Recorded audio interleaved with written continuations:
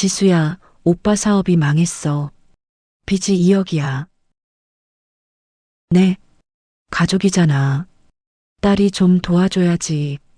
어머니, 저 고졸이에요. 그게 무슨 상관이야. 내가 돈 있는 거 다 알아.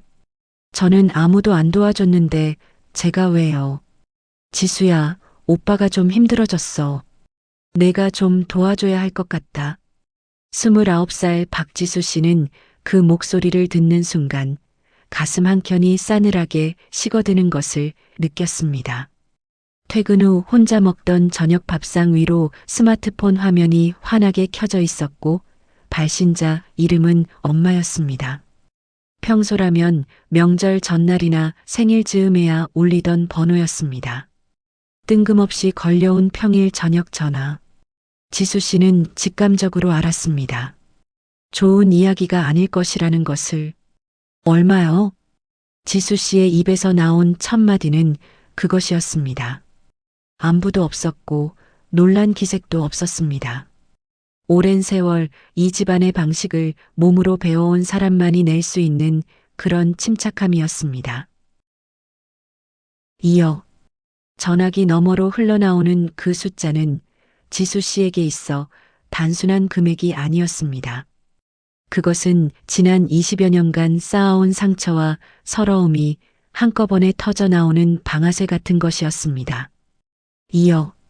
자신이 19살부터 한 푼, 두 푼 악착같이 모아온 전 재산을 털어도 절반을 채우기 어려운 금액. 그리고 그 돈을 만들어낸 것은 자신을 대학에 보내주지 않은 바로 그 부모님의 선택이었습니다.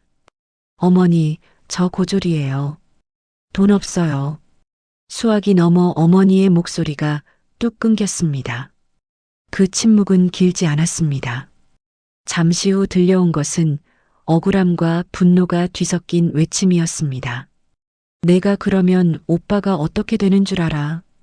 지수 씨는 아무 말 없이 전화를 끊었습니다. 그리고 오랫동안 천장만 바라보았습니다. 창밖에서는 저녁 바람 소리가 들렸고 밥상 위의 찌개는 천천히 식어가고 있었습니다. 눈물 한 방울 나오지 않았습니다. 이미 울 눈물이 남아있지 않았기 때문입니다. 아니, 정확히는 이 집안을 향해 흘릴 눈물을 지수 씨는 이미 오래전에 다 써버렸습니다. 지수 씨가 자란 집은 겉으로 보기엔 평범한 사인 가족이었습니다. 아버지 박태수 씨, 어머니 김순옥 씨, 오빠 민준, 그리고 지수. 서울 외곽의 낡은 빌라 3층, 방 2개짜리 집이었습니다. 넉넉하지는 않았지만 그렇다고 굶을 만큼 가난하지도 않았습니다.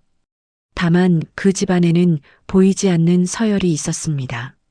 그리고 그 서열의 가장 아래에는 언제나 지수 씨가 있었습니다. 오빠 민준 씨는 집안의 태양이었습니다.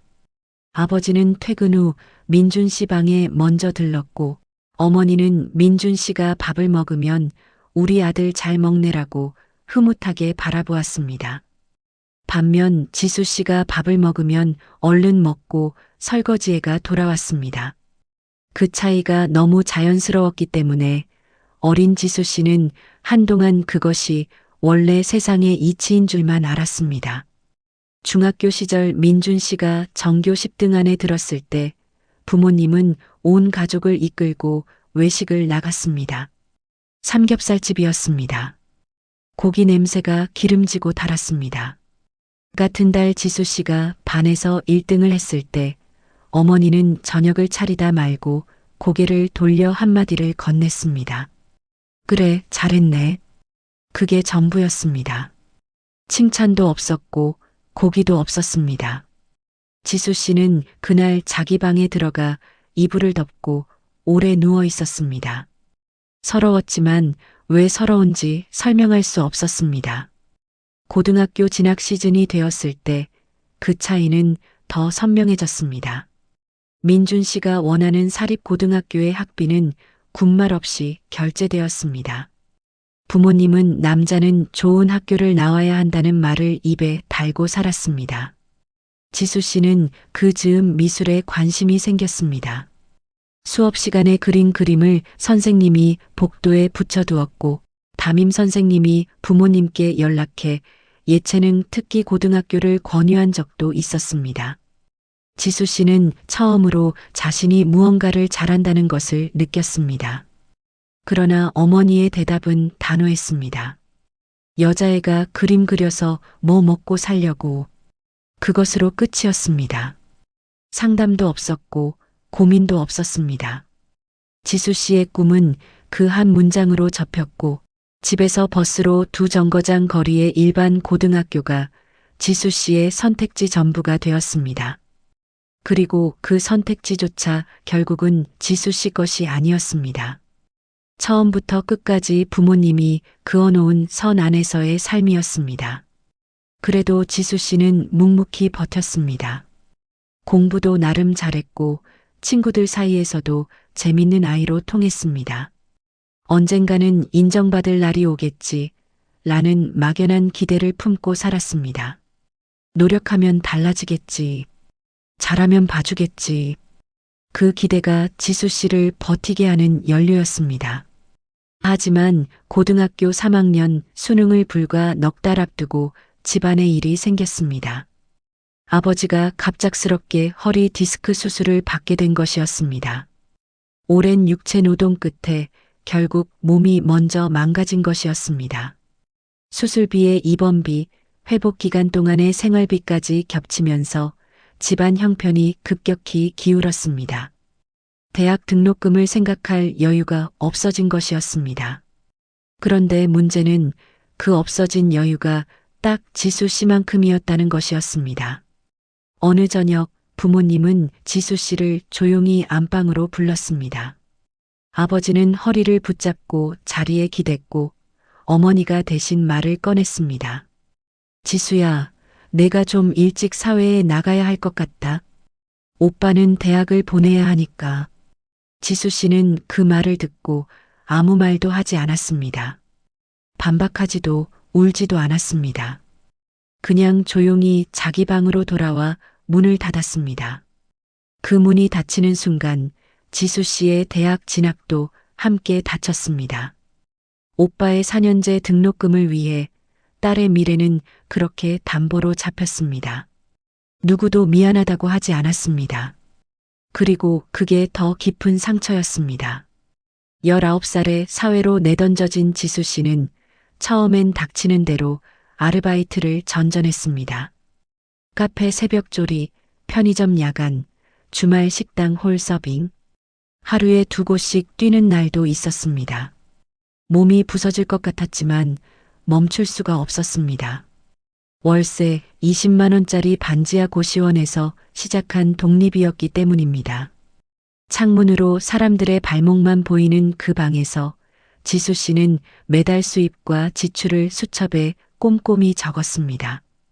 부모님 집을 나온 것은 지수 씨 스스로의 선택이었습니다. 집에 있으면 숨이 막혔습니다. 더 이상 그 안에서 살 수 없었습니다. 아르바이트로 번 돈에서 생활비를 내라는 소리를 들었고 오빠 뒷바라지에 자연스럽게 동원되는 것이 일상이었습니다. 오빠 방 청소는 지수 씨 몫이었고 오빠 아침밥도 지수 씨가 챙겼습니다. 정작 민준 씨는 손 하나 까딱하지 않았습니다. 캠퍼스 생활로 바쁘다는 이유였습니다. 부모님은 그것을 당연하게 여겼습니다. 그 당연함이 지수 씨를 집 밖으로 밀어냈습니다. 반지하 고시원에서의 첫 밤은 서럽고도 묘하게 홀가분했습니다. 아무도 밥 차리라고 하지 않았고 아무도 청소하라고 하지 않았습니다. 작은 방이었지만 온전히 자신만의 공간이었습니다. 지수 씨는 그날 밤 이불을 끌어안고 처음으로 자신이 무엇을 원하는지 생각해 보았습니다. 오래 걸렸습니다. 그동안 원하는 것을 생각할 여유가 없었기 때문이었습니다. 이후 몇 년간 지수 씨는 고졸이라는 벽을 온몸으로 맞았습니다. 이력서를 내면 서류에서 걸러지기 일쑤였습니다. 최종 학력 고등학교 졸업이라는 한 줄이 얼마나 많은 문을 닫아버리는지 지수 씨는 그 시절 뼈저리게 배웠습니다. 30곳 가까이 지원해서 한두 곳에서 연락이 오면 다행이었습니다. 면접에서 떨어지고 또 지원하고 또 떨어졌습니다. 지치지 않으려고 버텼습니다. 포기하는 순간 정말로 아무것도 아닌 사람이 될 것 같았기 때문입니다. 23, 지수 씨는 마침내 작은 뷰티 유통업체의 사무직 자리를 얻었습니다. 직원 10명 남짓한 작은 회사였지만 지수 씨에게는 처음으로 주어진 정규직 자리였습니다. 월급은 세후 165만 원. 많지 않았습니다. 하지만 지수 씨는 거기서 성실함 하나로 버텼습니다. 야근을 마다하지 않았고 모르는 것은 집에 가서 공부했습니다. 엑셀도 혼자 배웠고 거래처 관리도 몸으로 익혔습니다. 누가 시키지 않아도 먼저 나서서 일을 찾아 했습니다. 노력은 서서히 쌓였습니다. 입사 3년 만에 팀장 직함을 달았습니다. 그리고 27, 더 규모가 큰 회사로 이직하면서 연봉도 크게 올랐습니다. 작은 뷰티 업체에서 시작해 중견 유통사의 마케팅 팀으로 누구의 도움도 없이 학연도 지연도 없이 그냥 일만 보고 달려온 결과였습니다. 29이 된 지수 씨에게는 혼자 마련한 전세방이 생겼습니다. 반지하 고시원에서 시작해서 월세 원룸을 거쳐 작지만 볕이 드는 전세방까지 매달 꼬박꼬박 넣어온 적금 통장도 있었습니다. 소소하지만 취향껏 꾸민 공간이었습니다. 직접 고른 커튼, 직접 들인 화분, 직접 맞춘 책장. 그 모든 것이 누구의 도움도 없이 만들어낸 것들이었습니다. 그동안 부모님과 연락이 아예 없었던 것은 아닙니다. 추석과 설에는 고향에 내려갔고 부모님 생신에는 선물을 챙겼습니다. 가끔 어머니가 전화를 걸어오기도 했습니다. 그러나 그 전화에서 지수 씨 이야기가 나온 적은 거의 없었습니다. 오빠가 요즘 어떻다느니, 오빠 회사 이야기가 어떻다느니, 오빠가 좋은 사람 만나야 할 텐데.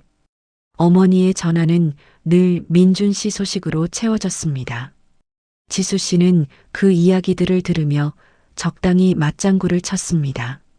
섭섭하지 않다고 하면 거짓말이었지만 이미 기대를 많이 줄인 뒤였습니다. 그 집에서 지수 씨는 여전히 배경이었고 그것이 달라지지 않으리라는 것을 알고 있었습니다. 오빠 민준 씨는 부모님의 전폭적인 지원 아래 4년제 대학을 졸업했습니다. 전공은 경영학이었고 학점도 나쁘지 않았습니다. 졸업 후에는 꽤 알려진 건자재 유통 대기업에 취직했고 부모님은 그 이후로도 몇 년간 민준 씨 이야기를 입에 달고 살았습니다. 명절마다 우리 민준이는 역시 달라는 말이 밥상 위에 올랐고 친척들 앞에서도 민준 씨의 직장 이야기는 자주 소환되었습니다. 지수 씨는 그 자리에서 말없이 밥만 먹다 일어나는 일에 익숙해진 지 오래였습니다. 그런데 민준 씨는 32이 되던 해 돌연 회사를 그만두었습니다. 사업을 하겠다고 선언한 것이었습니다. 대학 동창 2명과 함께 인테리어, 시공 관련 스타트업을 차리겠다는 것이었습니다. 리모델링 시장이 뜨고 있으니 타이밍이 좋다고 했습니다. 자신 있다고 했습니다. 부모님은 반대하기는커녕 앞장서서 응원했습니다.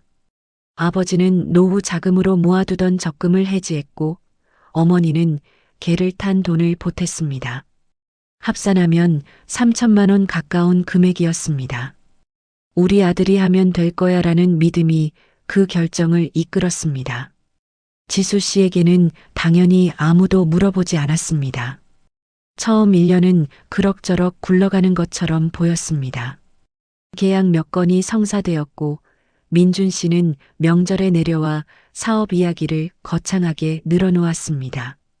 부모님은 흐뭇한 얼굴로 고개를 끄덕였고 지수 씨는 그 자리에서 말 한마디 끼어들 틈도 없이 밥만 먹다 돌아갔습니다. 그러나 2년 차에 접어들면서 일이 조금씩 이상해지기 시작했습니다. 공동 창업자 중 한 명이 내부 자금을 무단으로 끌어다 쓴 사실이 뒤늦게 드러났습니다. 그는 민준 씨가 상황을 파악하기 전에 이미 잠적해버렸습니다. 그 사이 거래처에서는 공사 대금 정산 지연으로 분쟁이 불거졌고 신규 계약은 줄줄이 해지되었습니다.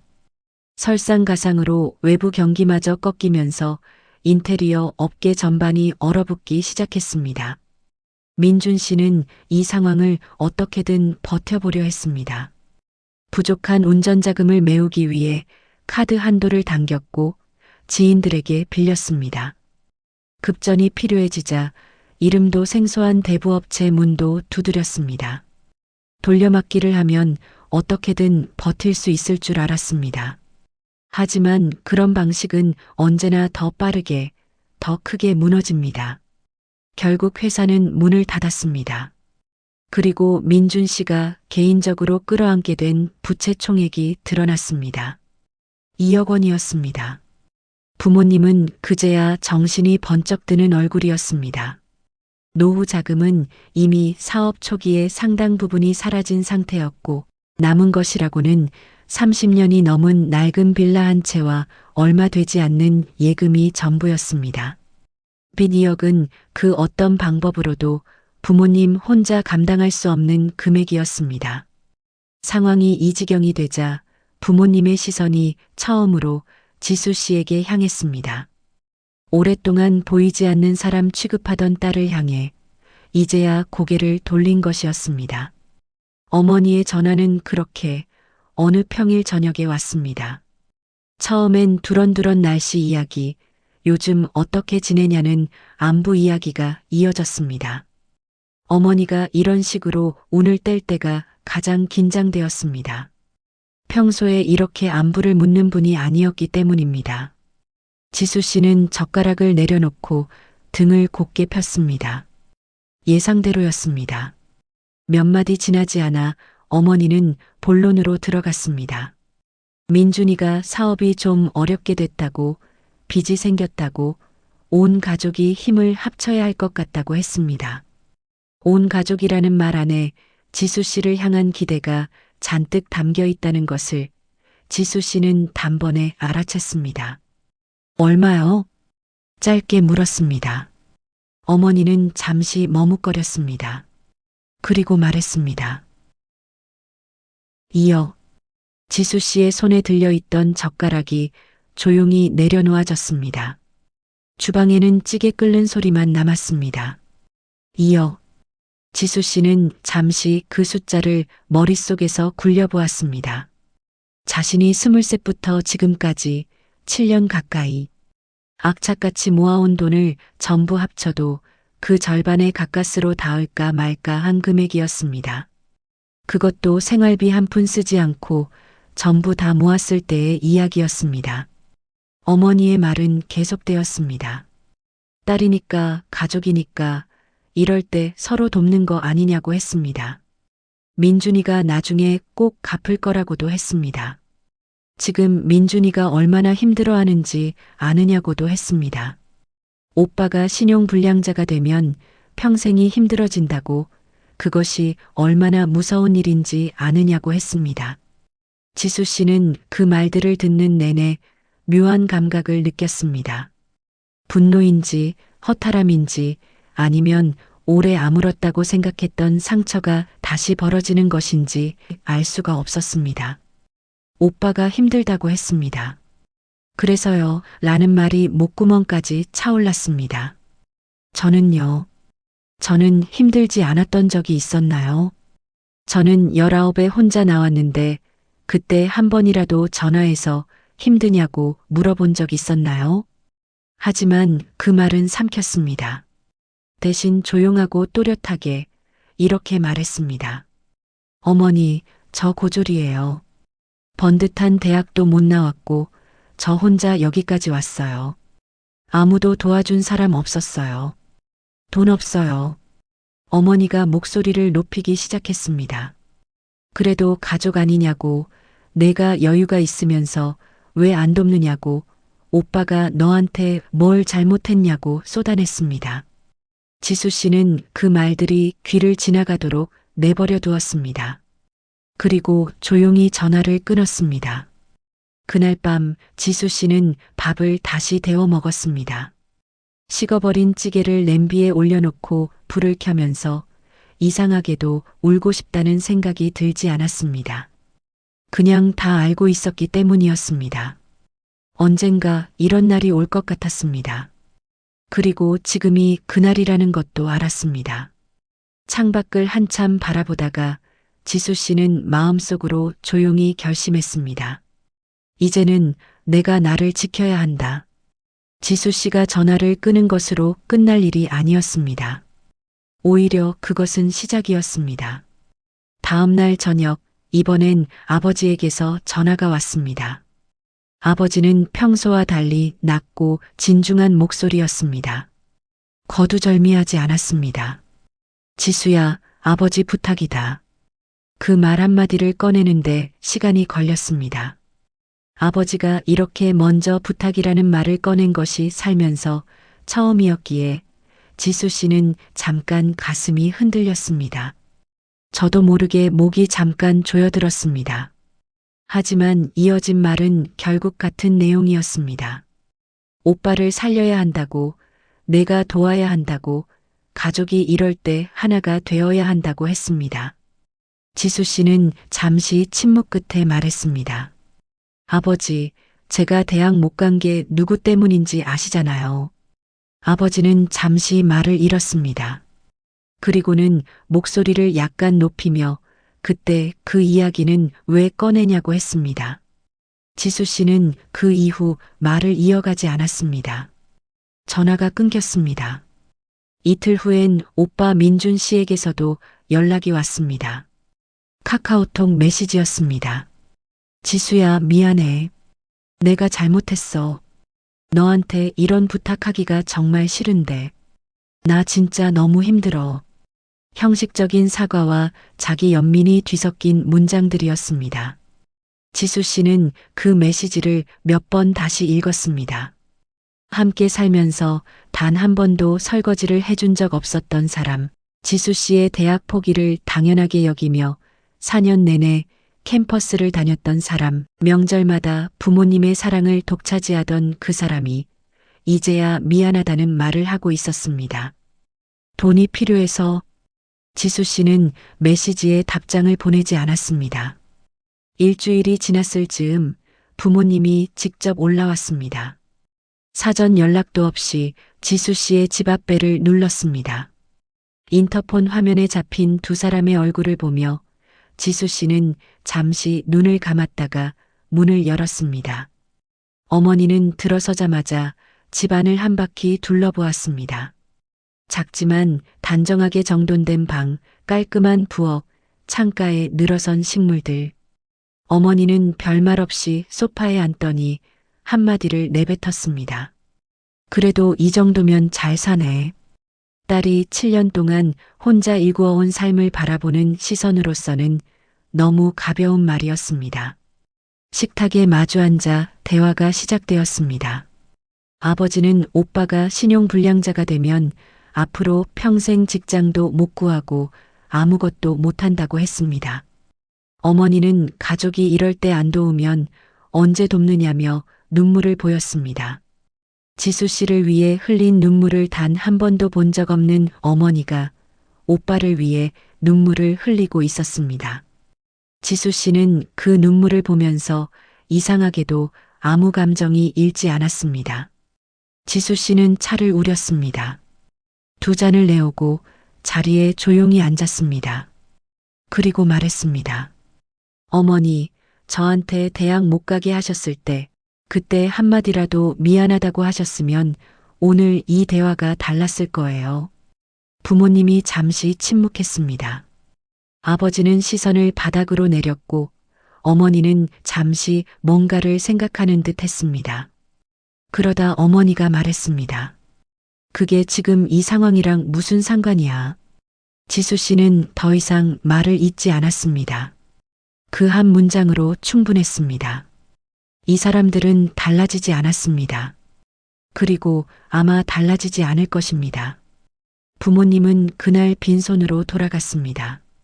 돌아가는 뒷모습을 보면서 지수 씨는 처음으로 오랫동안 이 상황을 직면했습니다.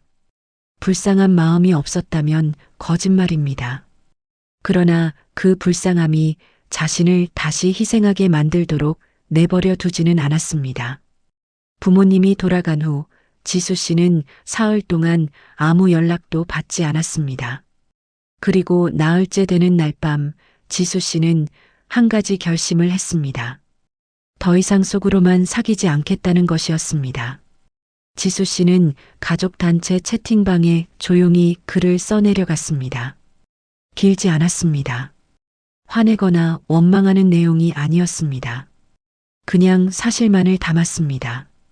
아버지가 수술을 받던 해 오빠의 대학 등록금을 위해 자신의 진학이 접혔다는 것.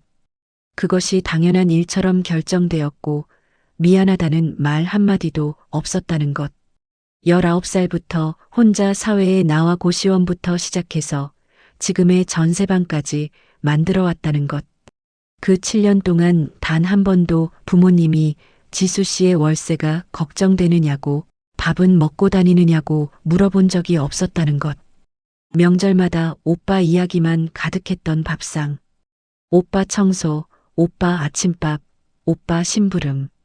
그 모든 것들을 지수 씨는 담담하게 그러나 한 줄 한 줄 빠짐없이 썼습니다. 그리고 마지막에 이렇게 덧붙였습니다. 저는 지금도 가족을 원망하지 않습니다. 하지만 저는 오빠의 빚을 갚지 않을 것입니다. 그리고 앞으로도 저 자신을 먼저 지킬 것입니다. 제 돈은 제가 지킵니다. 채팅방은 한동안 조용했습니다. 읽음 표시가 하나씩 올라가는 것을 지수 씨는 말없이 지켜보았습니다. 시간이 좀 지나자 어머니에게서 장문의 답장이 왔습니다. 서운하다, 배은망덕하다, 부모한테 어떻게 이럴 수 있냐, 밖에 나가서 이런 말을 하면 집안 망신이다.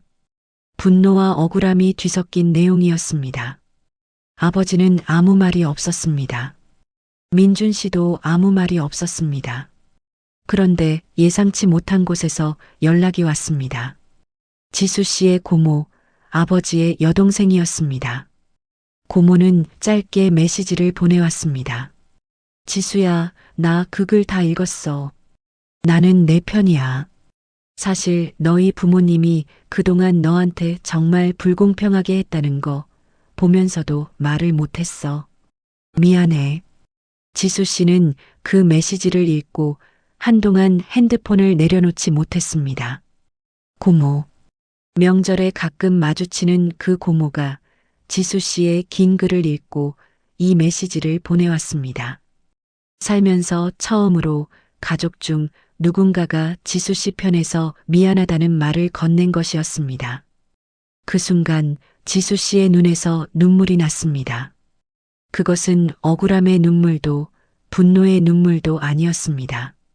너무 오래 참아온 것들이 한꺼번에 쏟아지는 것 같은 그런 눈물이었습니다. 지수 씨는 한참을 그렇게 울었습니다. 그동안 울고 싶었지만 울지 않았던 모든 순간들이 그날 밤 다 쏟아지는 것 같았습니다. 지수 씨는 며칠의 시간을 두고 천천히 생각했습니다. 그리고 부모님께 연락해서 자신의 입장을 정리해 전달했습니다. 오빠의 빚을 대신 갚아주는 일은 없을 것이라는 것.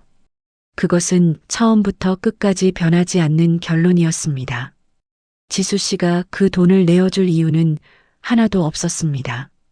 혜택을 받은 것도 없었고, 보호받은 것도 없었고, 지원받은 것도 없었습니다. 2억을 내어줄 의리가 쌓일 만큼의 무언가를 이 가족으로부터 받은 것이 없었습니다. 다만 부모님의 생활이 정말 어렵다면 그것은 별개의 이야기라고 했습니다. 자신이 할 수 있는 범위 안에서 매달 소정의 생활비를 보내드릴 수 있다고 했습니다. 하지만 조건이 있었습니다. 그 돈이 오빠에게 흘러가서는 안 된다는 것. 오빠의 문제는 오빠가 직접 감당해야 한다는 것. 그리고 다시는 자신을 오빠 문제의 해결 수단으로 삼아서는 안 된다는 것. 부모님은 쉽게 수긍하지 않았습니다. 며칠을 더 전화하고 설득하려 했습니다. 하지만 지수 씨는 단호했습니다. 흔들리지 않았습니다. 이번엔 달랐습니다.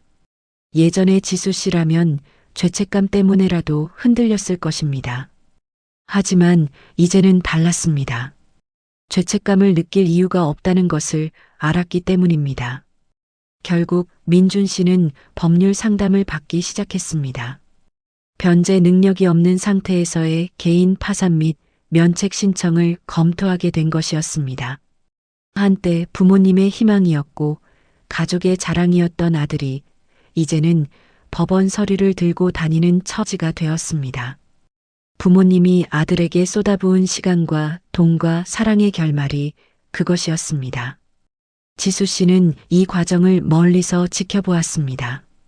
안타깝지 않다고 하면 거짓말이겠지만 그 안타까움이 자신의 결정을 바꿔야 할 이유가 된다고는 생각하지 않았습니다.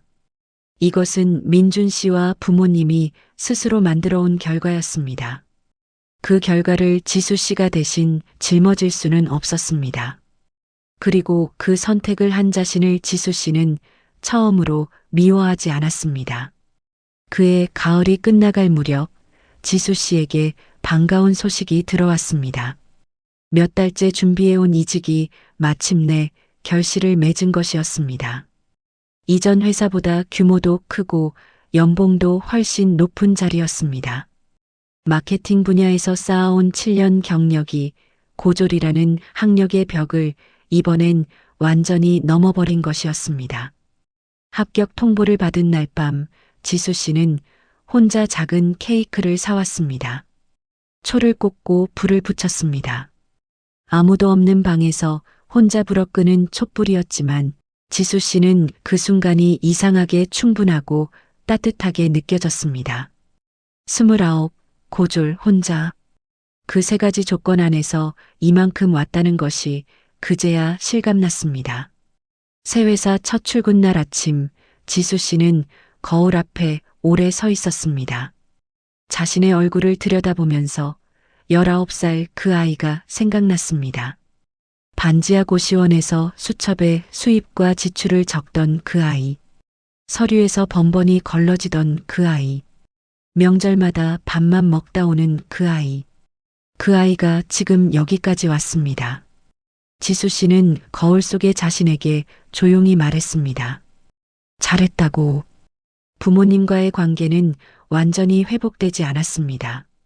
아마 쉽게 회복되지 않을 것입니다.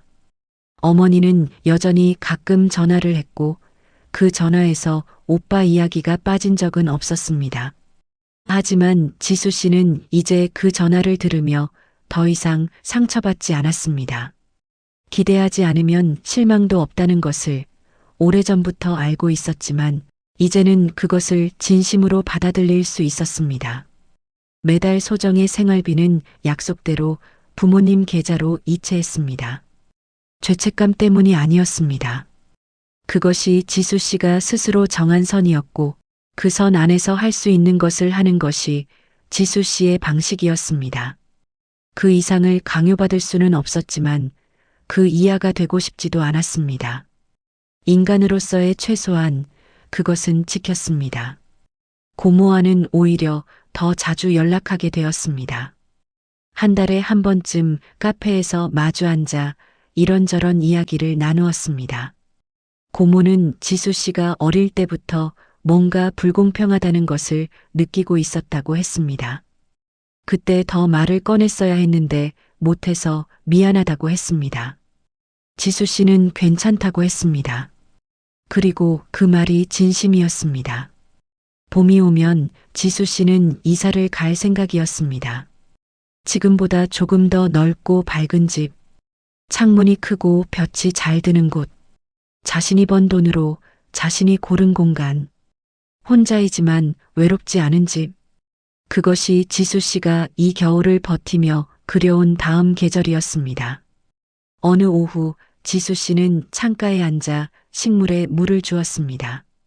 작고 조용한 일상이었습니다. 멀리서 아이들이 웃는 소리가 들려왔습니다. 지수 씨는 잠시 귀를 기울이다가 천천히 미소를 지었습니다. 가족이라는 이름이 때로는 가장 깊은 상처가 된다는 것을 지수 씨는 압니다. 그러나 그 상처를 안고도 자신의 삶을 살아낼 수 있다는 것도 이제는 압니다. 지수 씨의 삶은 누군가의 배경이 아니었습니다. 처음부터 끝까지 오로지 지수 씨 자신의 이야기였습니다. 창문을 활짝 열었습니다. 바람이 들어왔습니다. 따뜻하고 맑은 바람이었습니다. 여기까지 지수 씨의 이야기를 함께 해주셔서 감사합니다. 가족이라는 이름 아래 감춰진 불평등함, 그리고 그 안에서도 스스로를 지키며 자신만의 삶을 일구어낸 한 사람의 이야기였습니다. 혹시 비슷한 상황을 겪고 계시거나 겪어오신 분들이 계신다면 댓글로 여러분의 이야기도 나눠주세요. 여러분의 댓글 하나하나가 이 채널을 만들어갑니다.